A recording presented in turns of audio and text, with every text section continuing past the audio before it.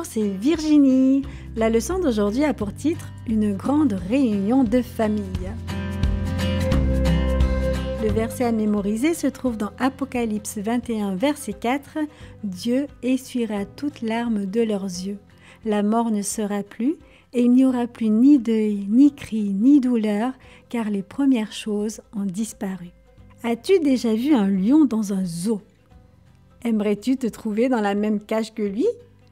Quand tu iras au ciel, les lions seront aussi inoffensifs que les chatons et dormiront avec les brebis et les agneaux.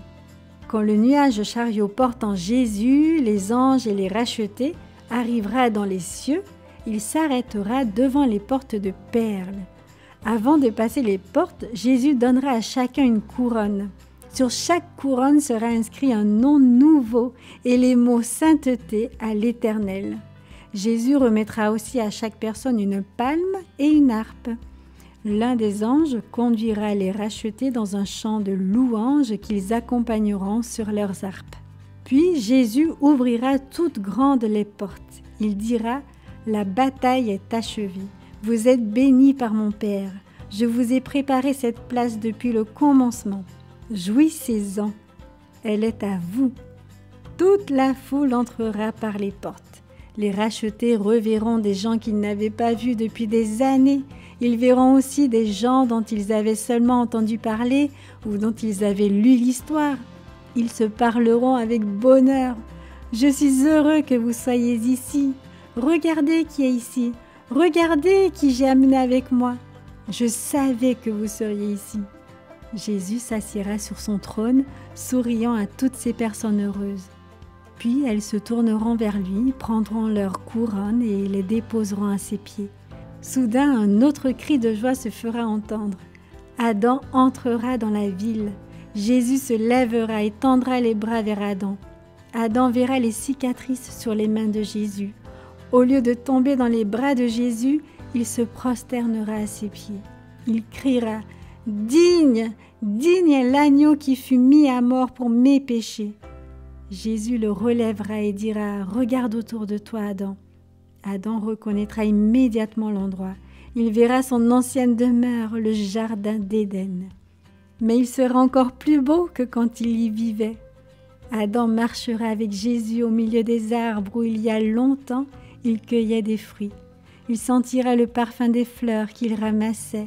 Il touchera les vignes qu'il soignait. Les animaux s'approcheront d'Adam.